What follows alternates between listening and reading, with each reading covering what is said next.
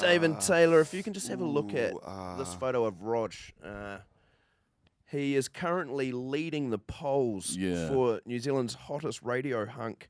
Barring a disaster, I'm going to win it. And he's done that photo shoot. Just your initial thoughts on that and whether you back that up.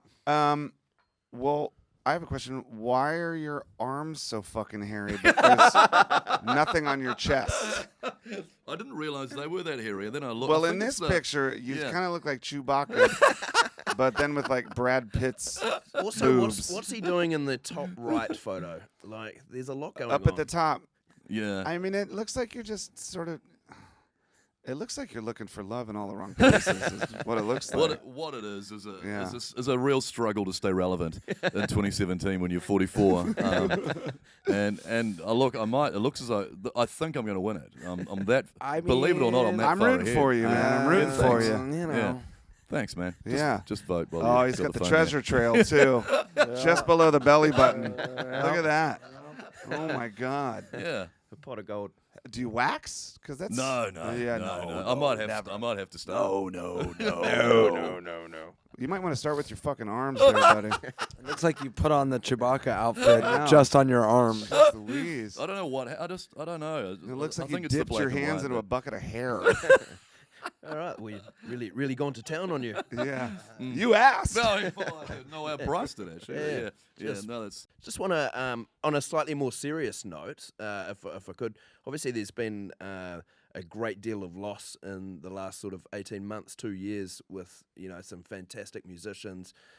Bowie, who we talked about before, and then obviously a guy who you guys know well, knew well with Chris Cornell this year, and Chester as well.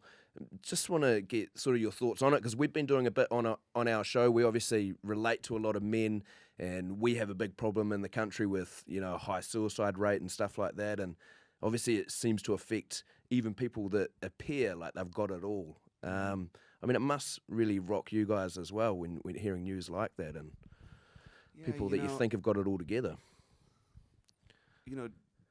When it comes to someone like Chris Cornell or Chester, depression is a disease, and everybody kind of goes through it their own way. I can't speak for anybody else's condition, but the hardest part is when you lose a friend, and I just always immediately think of their families and their bandmates, and because going through something like suicide, it's a long road, and Chris was such a beautiful guy, man. He was the sweetest person. He was so talented. He had so much to offer that it was a real shock to hear that he had gone.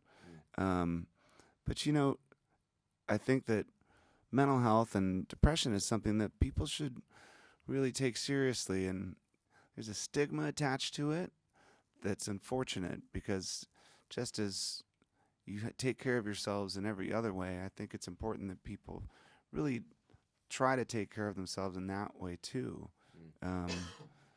And it ain't easy, life's hard, but like you said, people, you got it so together.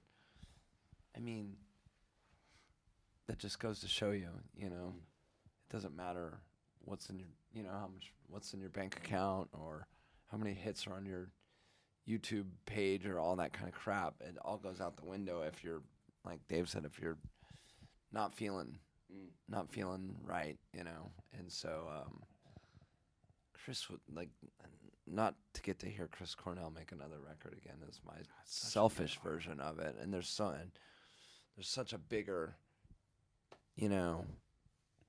such a bigger hurt beyond my own selfish, I barely knew him a little bit, but what I did know him, he was super cool. I didn't know Chester very well at all, but I knew Chris a little bit, and Dave knew him a little bit too, and we just loved his records, man.